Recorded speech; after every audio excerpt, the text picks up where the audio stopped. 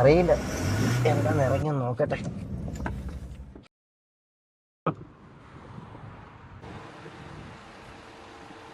ഈ പുരാവസ്ഥ ഒന്ന് മാറ്റാൻ പറഞ്ഞിട്ട് എത്ര നാളായി? എന്താ പറഞ്ഞ കേട്ടില്ല. ഒന്നും പറഞ്ഞില്ല. കാറിന് എന്തോ പറ്റിയെന്ന് നോക്കും. അതല്ലേ നോക്കിണ്ടിരിക്കുന്നത്, ഒന്ന് നോക്കിക്കോട്ടെ.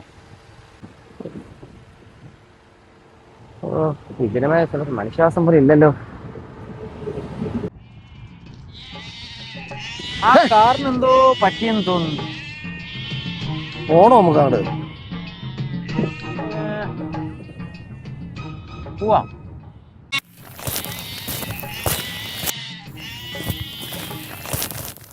എന്ത് പറ്റി? എന്താണെന്ന് അറിയില്ല. കാർ ഇവിടെ എത്തിയപ്പോ പെട്ടെന്ന് നിന്നു. ഓ, മലയാളികളായിരുന്നോ? ഈ വേഷമൊക്കെ കണ്ടപ്പോ മനസ്സിലായില്ല. ഞാനൊന്ന് നോക്കാം.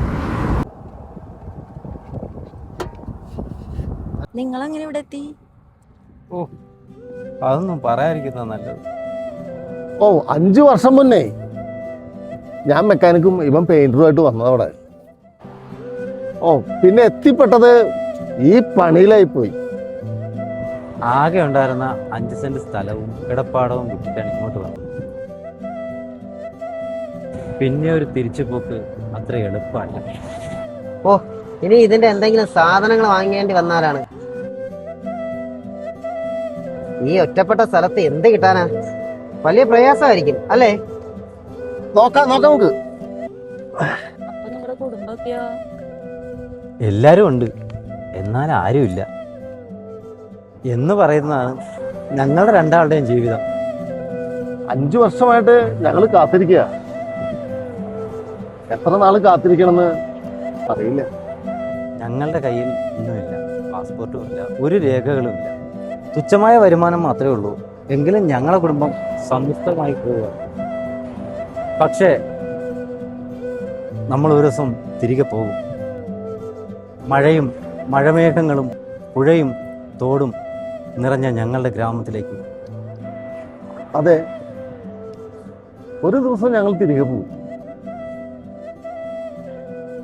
ഇനി ഒന്ന് സ്റ്റാർട്ട് ചെയ്ത് നോക്കും.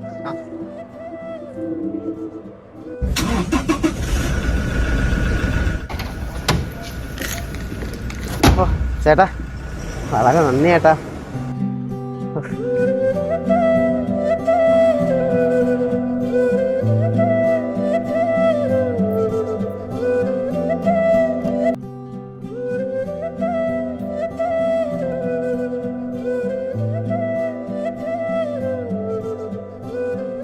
അതെ, 30 കിലോമീറ്റർ കഴിയുമ്പോൾ ഒരു പട്ടണം കിട്ടും.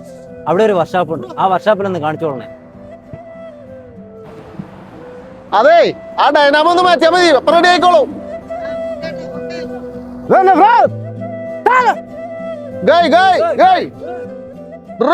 കടലിലെ തിരകരയിലെഴുതിയ വരികൾ മാച്ചു മടങ്ങവേ കുളിരു കോരിയെറിഞ്ഞു വീശിയ കാറ്റു കരളിലടി